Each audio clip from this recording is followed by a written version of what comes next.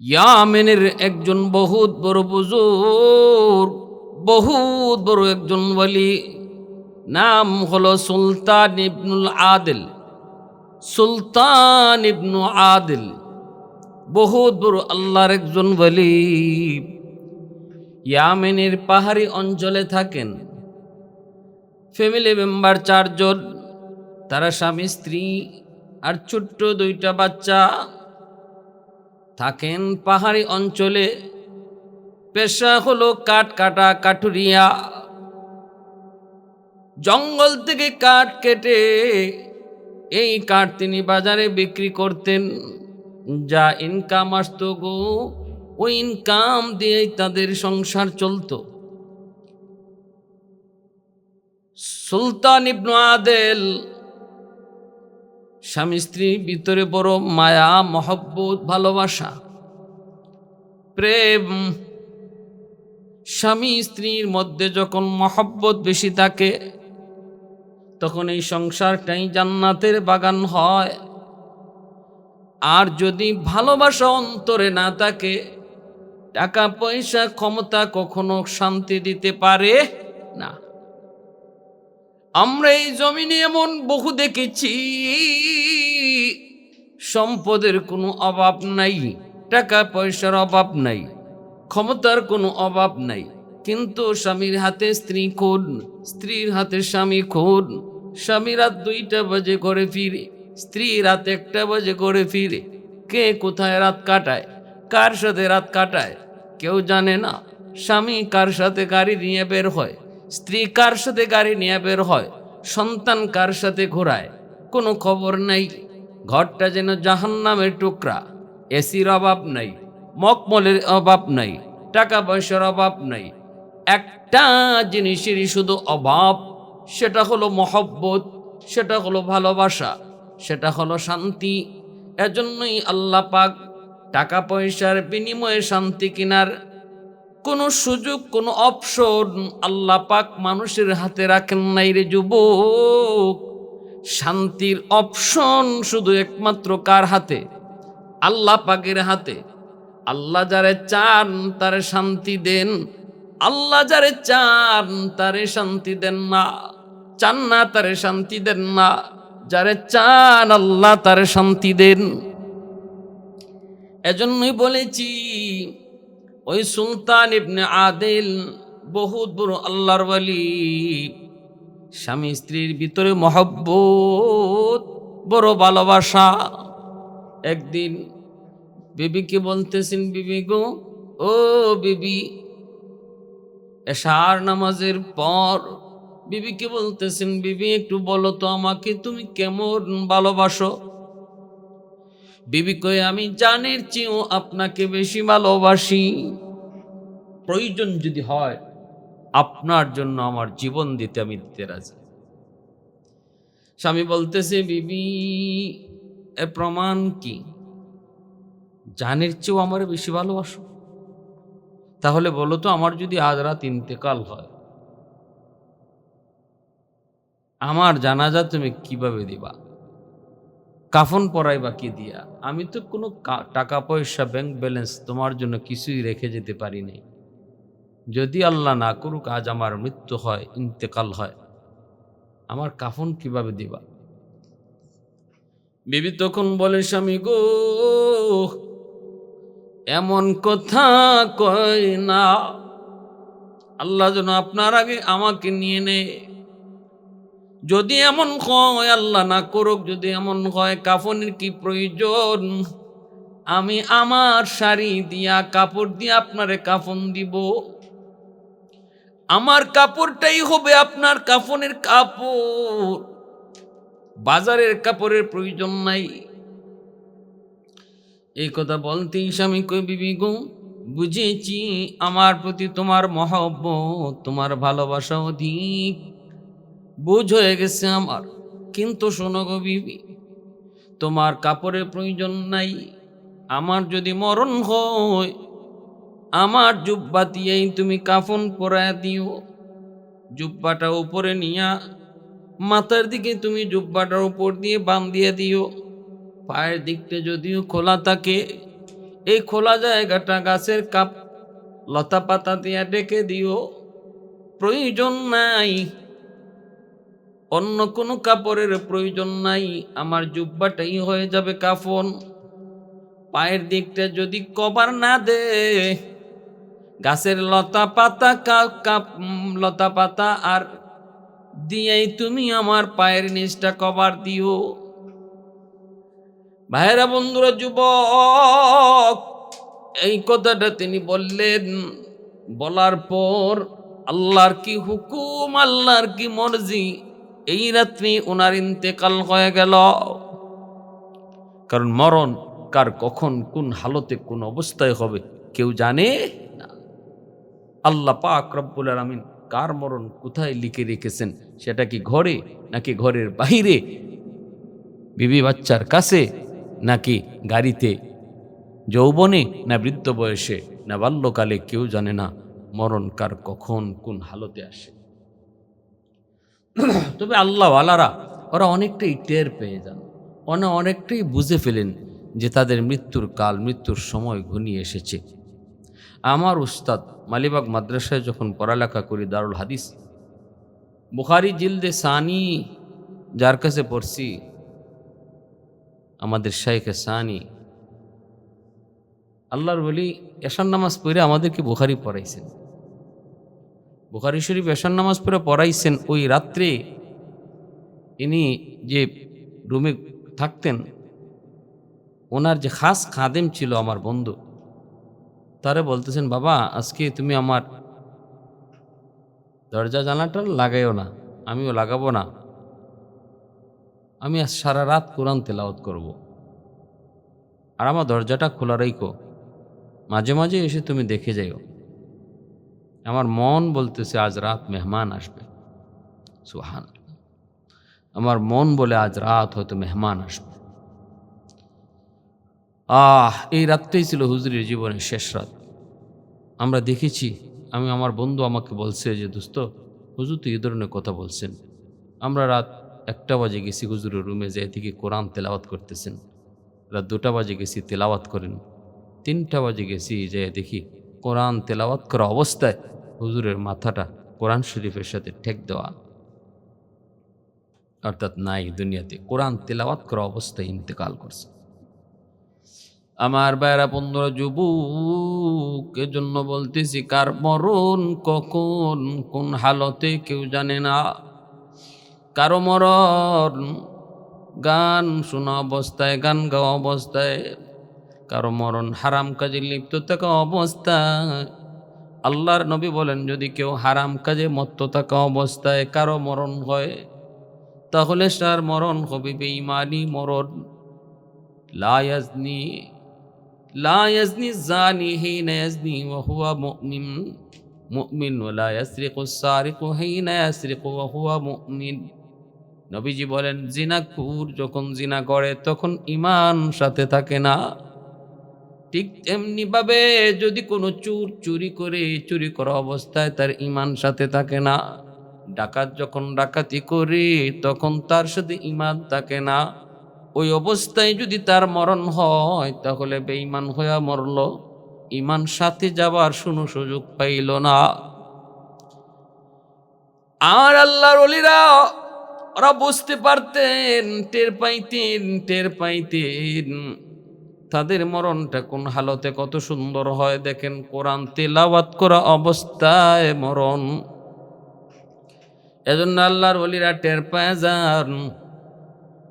ওই দিকে দেখা যায় সুলতান ইবনে আদেল, সে তার বিবিকে বলতেছে, বিবি গো, আজ রাত হয়তো আমার জীবনের শেষ রাত, যদি আমার মরণ হয় তোমার কাপড় দিও, আমাকে জানাজা দেওয়া লাগবে না, কাফন পরানো লাগবে না, আমার জুব্বা দিয়ে কাফন দিবা।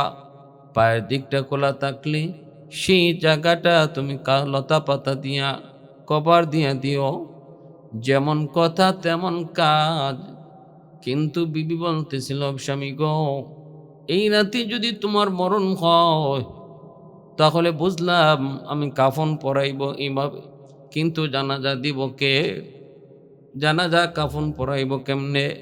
জানাজা দিব কে, কিভাবে কি কি হবে আমি তো কিছুই জানি না, কিছুই বুঝি না। জঙ্গলের ভিতরে একজন মানুষ মরণ হবে, আর জানাজা কেমনে হবে?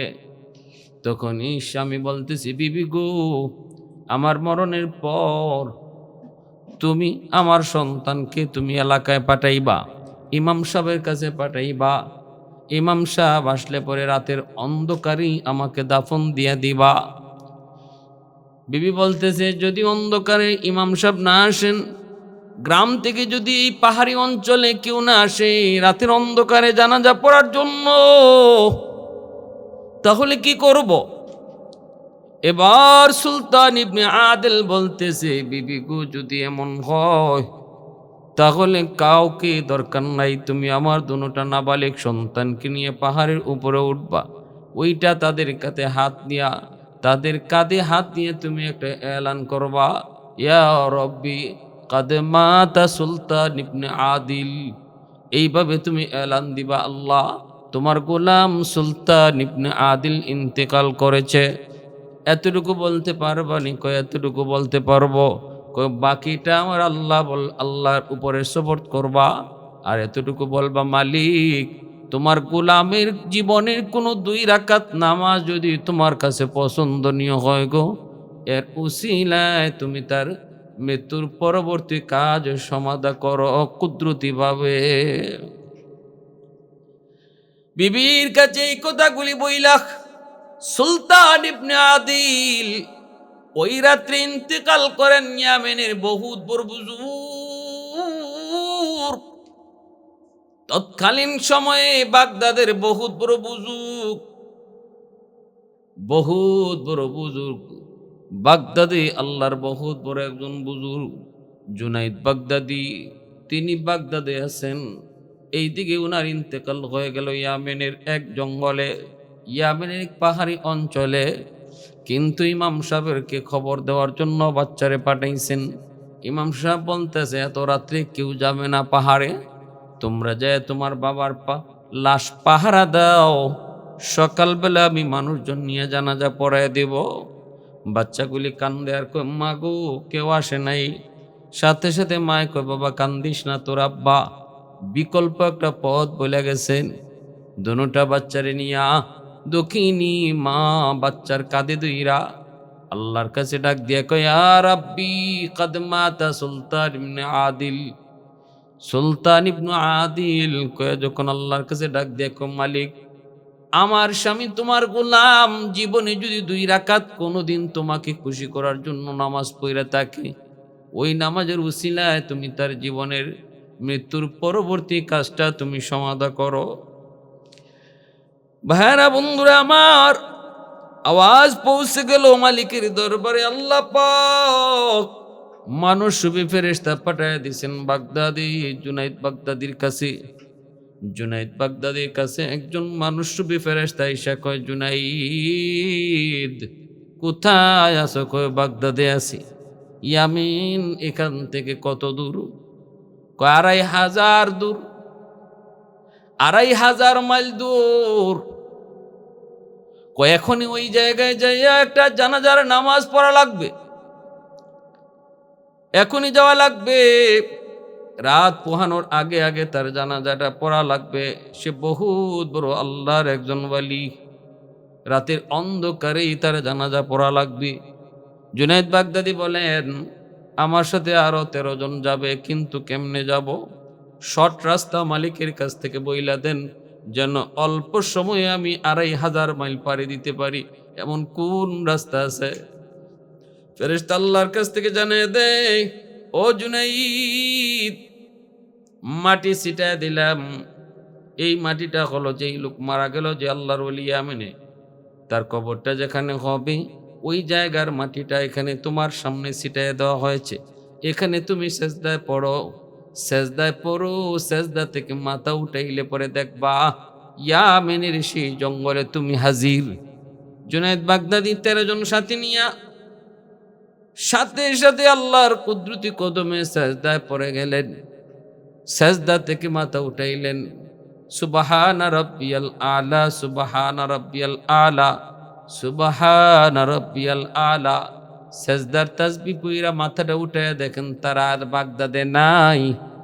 মুহূর্তের ভিতরে আল্লাহ পাক এক পলকে ২৫০০ মাইল ইয়ামেনের ওই পাহাড়ি অঞ্চলে হাজির কইরা দিছেন। এটা একমাত্র সম্ভব কার দ্বারা? একমাত্র সম্ভব আমার আল্লাহ পাকের কুদরতের দ্বারা। কাদের কুদরত দারি বরকামাল, আন্তা রব্বি আন্তা হাসবি দুল জালাল, আন্তা রব্বি আন্তা হাসবি দুল জালাল। বরি আজ চৌচিরাই, বরি আজ সুরত রঙ্গি, বরি আজ ইজ্জ নিয়াজি, বরি আজ বিম উমিদি, বরি আজ খুরদন ও খুফতন, বরি আজ তোহমত মর্দন, বরি আজ বিম উমিদি, বরি আজ রঞ্জ বালাই। আহাদুন আহাদুন সামাদুন লাইসা কামিসলি সামাদুন লাইসা কাফাদলিক, লিমানিল মুলকু তুগু ই তু সাজাওয়ার খুদাই, তু খুদাওয়ান্দ ইয়ামিনি তু খুদাওয়ান্দ ইয়াসারি, তু খুদাওয়ান্দ জামিনি তু খুদাওয়ান্দ সামাই। জুনায়েদ বাগদাদি দেখতেছেন একটা লাশ, একটা মহিলা 2টা বাচ্চা নিয়ে অসহায়ের মতো লাশের পাশে বসা। মা এই লাশটা কার? আমার স্বামী, নাম হলো সুলতান ইবনে আদিল। জুনায়েদ বাগদাদির নামটা শুই নাই, তিনি বলে বুঝে গেছেন এই সে আল্লাহর ওয়ালি। জুনায়েদ বাগদাদি কয়, মা গো টেনশন করো না, আমার আল্লাহ পাক আমাকে পাঠাইছে তোমার স্বামীর জানাজার সকল ব্যবস্থা করার জন্য। জুনায়েদ বাগদাদি বলতেছে, কাফনের কাপড়ের ব্যবস্থা কেমনে করেছো? মহিলায় কই, হুজুর আমার স্বামীর জুব্বা দিয়েই আমি কাফনের কাপড়ের ব্যবস্থা করেছি। পায়ের দিকটা সম্ভব হয় নাই, কাপড় লতা পাতা দিয়ে ডাকছি। জুনায়েদ বাগদাদি কয়, না গো, এই যে নেও আমার মাথার জুব্বা, জুব্বার কাপড় দিয়ে তার জানাজা তার কাফন পড়াও। সাথী সঙ্গী যে 13 জন আসছিল তারা কয়, হুজুর আমরাও আমাদের জুব্বাটা আমাদের পাগড়িটা দিয়ে দিব, এই পাগড়ির কাপড় দিয়ে তার কাফনের কাপড়ের ব্যবস্থা হোক। 13 জনের 13টা পাগড়ি যখন দিলেন, মাত্র 5টা লাগলো, 3টা লাগলো তার, কিন্তু বাকিগুলা নিচে মাটির নিচে বিছায়া চাদর বানায় দিছেন। যেই আল্লাহর ওয়ালি মৃত্যুর আগে স্ত্রীকে বলতেছে, বিবি গো আমার কাফনের কাপড় কি দিয়ে দিবা? আল্লাহ পাককে খুশি করার কারণে আর আল্লাহ তার উপর খুশি হওয়ার কারণে কাফনের কাপড় আর এখন শর্ট না, বরং উফরায় পড়ছে, অতিরিক্ত হইতেছে। জানাজা পড়াইয়া দিবেন জানাজা পড়ায় দিবেন। জানাজায় দাঁড়াইলেন, ইমামতি করতেছেন জুনায়েদ বাগদাদি, বহুত বড় আল্লাহর ওয়ালি। ইমামতি করবেন জুনায়েদ বাগদাদি, পিছনে তার 4 সঙ্গী সাথী মুরিদান 13 জন, আর 2টা নাবালেগ বাচ্চা। ওই 2টা নাবালেগ বাচ্চা কার? সুলতান ইবনে আদিলের। জানাজা পড়াইবেন মাত্র হঠাৎ করে একজন বুজুর্গ আইসেই ডাক দেয়া কইস, ও জুনাইদ, সাবধান, জানাজা পড়াও না, এখনো জানাজা হবে না। জুনায়েদ বাগদাদির হাতটা দুইরা জানাজা পড়াইতে আটকায় দিলেন, আর বলতেছেন জানাজা এখন হবে না, পরে। এই বইলা তিনি বলতেছেন, আমাকে আমার আল্লাহ পাঠাইছেন। ও জুনাইদ, ওই যে আমার হাতে একটা ব্যাগ, এই ব্যাগটা খোলো, কইলা দেখো 3টা কাফনের কাপড় আছে, আল্লাহর পক্ষ থেকে কাফনের কাপড় পাঠানো হয়েছে। জুনায়েদ বাগদাদি কয়, হুজুর আমরা তো কাফনের কাপড় তারে পরাইছি। কয়, আল্লাহ তারে দিছে। সুবহানাল্লাহ। ভাইরা বন্ধুরা আমার, আল্লাহ পাক রব্বুল আলামিন কয়, ওয়ামান ইয়াত্তাকিল্লাহা ইয়াজআল লাহু মাখরাজা ওয়া ইয়ারযুকুহু মিন হাইসু লা ইয়াহতাসিব।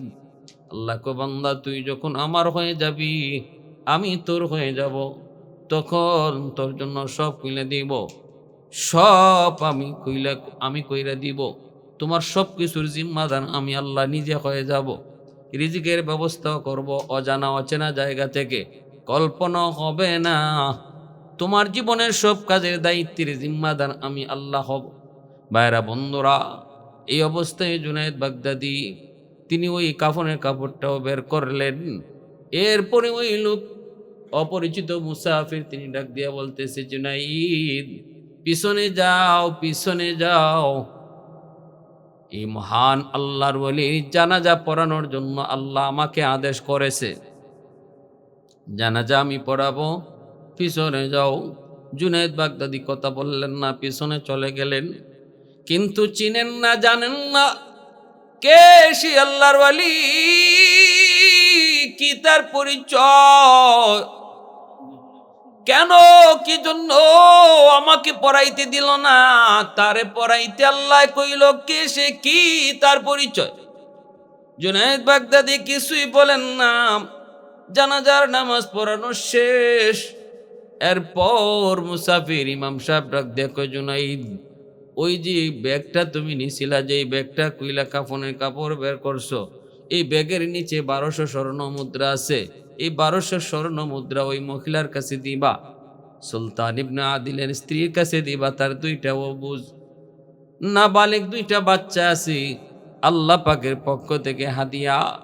বলবা এই ব্যাগ থেকে সারা জীবন যেন টাকা নেই, হাদিয়া নেই, স্বর্ণ মুদ্রা উঠায় হাত ঢুকাইয়া বিসমিল্লাহ বইলা হাত ঢুকাইবে আর নিবে, কখনো দেখবে না কতটুকু বাকি আছে। সারা জীবন ভর এই ব্যাগে তাদের হাজত পুরা করার জন্য আল্লাহ বরকত ঢেলে দিবে। বলবা কখনো যেন কুইজা তালাশ করে না দেখে কি পরিমাণ আছে। পায়রা বন্ধুরা এই বইলা তিনি বলতেছে আমি চলে যাই।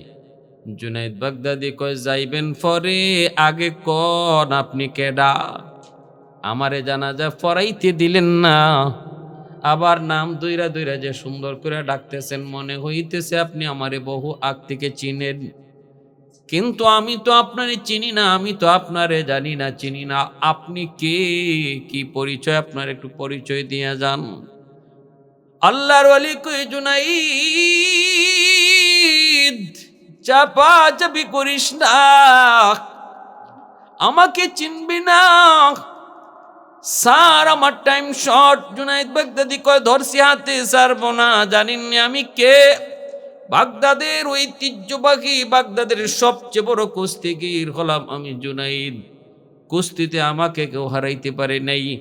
একাধিক স্বর্ণ মুদ্রা মেডেল আমি পেয়েছি, অনেকগুলি পুরস্কারে আমার সুকেশ ভরপুর। শক্তি করে আমার কাছ থেকে যেতে পারবেন না।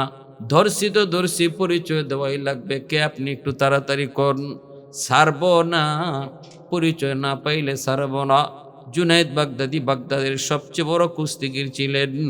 একাধিক পুরস্কার তিনি পাইছেন, একাধিক পুরস্কার তিনি নিছেন। তাকে আজও পর্যন্ত বাগদাদের কেউ হারাইতে পারে নাই। শেষ পর্যন্ত জুনায়েদ বাগদাদি তিনি কুস্তিগির করা অবস্থায় ফাইনাল রাউন্ডে যায়া একজন নিঃস্ব কঙ্কাল সার বয়স্ক মানুষের কাছে জুনায়েদ বাগদাদি হারছেন। এটা আবার কেমন কথা? প্রথম মেডেল, সরকারি পুরস্কার, জাতীয় পুরস্কার দেওয়া হবে জুনায়েদ বাগদাদিকে, সরকারের পক্ষ থেকে ঘোষণা দেওয়া হচ্ছে। এখনই জুনায়েদকে পুরস্কৃত করা হবে। যদি কেউ থাকো অবজেকশন দেওয়ার, দাও, আনলে পুরস্কার দিয়ে দিব। তার সামনে কেউ দাঁড়াইবার সাহস নাই। বুড়া একজন মানুষ হাত উঠে কয়, যাব না, আমার একটু সুযোগ দেন, আমি লড়ব। সবাই তো অবাক, ঘটনা কি? আপনার কি হুঁশ আছে? জুনায়েদ বাগদাদির সাথে আপনি লড়বেন? নিজের শরীরের ফায় চাইছেননি, নিজের শরীরের ফায় তাকাইছেননি, নিজের শক্তির দিকে খেয়াল করছেননি। মইরা যদি যান আমরা কিন্তু রিস্ক নিব না। বুড়া মানুষটা কোনো অসুবিধা নেই, কারো কোনো রিস্ক নিতে হইব না। লিখিত যদি কোনো কিছু দিতে হয় দাও, আমি আমার জীবনের জন্য আমি রিস্ক নিলাম। এই বইলা হাজারো হাজার মানুষের সামনে জুনায়েদ বাগদাদি, সে যে জাতীয় বীর, তার সামনে কুস্তিতে লড়ার জন্য একজন বয়স্ক মানুষ কঙ্কালসার গায়ে শক্তি নিয়ে হাজির হয়ে গেছে। সবাই তো অবাক। ওই অবস্থায় পুরা মানুষটায় যায় জুনায়েদ বাগদাদিরে কয়, জুনায়েদ অবাক হইতেছ আমাকে দেইকা, আমি কোন সাহসে তোমার সামনে দাঁড়াইলাম? কিন্তু জুনাইদ শোনো, তুমি আমাকে চিনো না, আমি তোমাকে ভালো করে চিনি। তবে আমার পরিচয় যদি দেই, আমাকেও তুমি ভালো করে চিনবা। কে আপনি? কয় আমি। পরে বলতেছি আমি আর কি। এর আগে আমার অবস্থাটা তোমারে শোনাই। আজ 3 দিন হয়ে যায়, আমার পরিবারে খানা নাই, আমার বাচ্চাগুলো অসহায়। বাচ্চাগুলো অসহায়, ঘরে খানা নাই। এ জুনাইদ, আমি কারো কাছে ভিক্ষা চাইতে পারি না, কারো কাছে সাহায্য চাইতে পারি না, সৎকাও খাইতে পারি না, কারণ আমি নবীর বংশের মানুষ। এজন্য কারো কাছে হাতও পাততে পারি না। আমার বংশ হলো নবীর বংশ। যদি তুমি আজকের এই প্রতিযোগিতায় আমার কাছে তুমি ইচ্ছা করে হেরে যাও, তাহলে তোমার এই হেরে যাওয়ার কারণে নবীর বংশের কিছু মানুষের মুখে খাদ্য জুটবে। আজ আমার বাচ্চাগুলো একটু হাসি ফুটবে, তাদের মুখে হাসি ফুটবে। পেটের ক্ষুধায় অস্থির। হয়তো তোমার ইজ্জত যাবে, সম্মান যাবে, কিন্তু নবীর বংশের ইজ্জত বাড়বে। এখন একটু কও, নিজের ইজ্জত রাখবা না নবীর বংশের ইজ্জত রাখবা? জুনাইদ বাগদাদি কই, আপনি আর বলতে হবে না গো, আর আমাকে শোনাইতে হবে না। ইচ্ছা করে জুনাইদ বাগদাদি পরাজিত হলেন। ওই বৃদ্ধ মানুষটা জয়ী হলো, সরকারি মেডেল তারে দেওয়া হলো। মানুষেরা জিজ্ঞেস করে, জুনাইদ কেমনে কি হলো? কিছুই তো বুঝি নাই। জুনাইদ বাগদাদি কয়ে, বুঝতে হবে না, তার কাছে অদৃশ্য একটা পাওয়ার আছে, অদৃশ্য একটা শক্তি আছে, যেই শক্তির সামনে আমি পরাজিত হয়েছি। ওই রাত্রে জুনাইদ বাগদাদি তিনি স্বপ্নে দেখে আল্লাহর নবী ডাক দিয়ে কই, জুনাইদ আয়, আয় জুনাইদ আয়। জীবনভর তোর পরিচিতি ছিল বীর বাহাদুর কুস্তিগির হিসাবে। আজকে থেকে আমি নবী তোরে হাত ধইরা এই জায়গা থেকে উঠাইয়া পরিচয় দিলাম সুলতানুল আরিফিন, জগতের সকল অলিদের সরদার বানায়া আমি নবী তোমারে খুশি করলাম। যে আমার বংশের মানুষে ইজ্জত যায়, ইজ্জত দিয়া নিজের ইজ্জত খোয়াইল, আজ আমি নবী তারে ইজ্জতের সর্বোচ্চ আসনে বসাইলাম। والليل مغي زلف محمد كترنم والشمس برخساري أحمد كترنم والفجر مغي صبح رسالتك بشارات والعصر مغي دور نبوتك بشارات हर फूल में रूए मदीना का तबस्सुम शाखों की लचक में बेकदा का तकल्लुम यासीन से मौला ने कभी उनको पुकारा हमीम कभी और कभी तौसीन इशारा हमीम कभी और कभी तौसीन इशारा। এই জুনাইদ বাগদাদি বলতেছে, কে আপনি? আপনাকে ছাড়বো না, জানেন আমি কে? আমার অতীতের ইতিহাস হলো আমি কুস্তিগির বীর বাহাদুর, আমার সামনে কেউ শক্তি দিতে পারে নাই। দর্শি তো দর্শি, পরিচয় দিয়া যান, কে আপনি? বুজুর্গ ডাক দেয়া কই, জুনাইদ,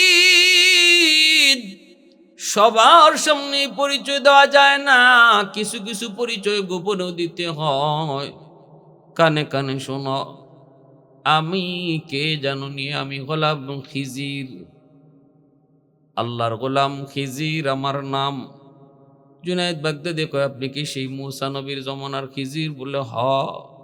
সাথে সাথে খিজির আলাইহিস সালামের নাম শোনা মাত্রই জুনাইদ বাগদাদি কাইপা উঠলেন, আপনি তো সেই খিজির যে মূসা নবীরে 3 কথার পরে ফাঁস থেকে খেদাই দিছিলেন। আপনি এত রাগী, আপনি এত গুসা, আমি সেই জায়গায় আপনার সাথে বেয়াদবি করে ফেলছি হুজুর। আপনার যে রাগ, আপনার যে গুসা, নবীরও আপনি সাইড দিছেন না, আপনি সারাই দিছেন, কুছেন জানগা, আপনার আমার ভয় লাগতেছে হুজুর, আমি বেয়াদবি করলাম। খিজির আলাইহিস সালাম কয়, না না, কোনো বেয়াদবি না, আমি আল্লাহ আমারে পাঠাইছে, আমি অনেক নবী রাসূলগণের সাথে আমার সাক্ষাৎ হয়েছে, আমার রাসূলের সাথেও আমার সাক্ষাৎ হয়েছে, রসুলের সাথেও আমি ছিলাম। হ্যাঁ, তোমার কাছে আমার আল্লাহ পাঠাইছে এই জানাজার শরীক হওয়ার জন্য। সে বহুত বড় একজন বুজুর্গ। তখনই ওই জুনাইদ বাগদাদি বলতেছে, আচ্ছা হুজুর, এই মাত্র কয়জন? আমরা 13 জন। আপনি জানাজার মধ্যে এত উঁচু উঁচু আওয়াজে তাকবীর দিলেন কেন?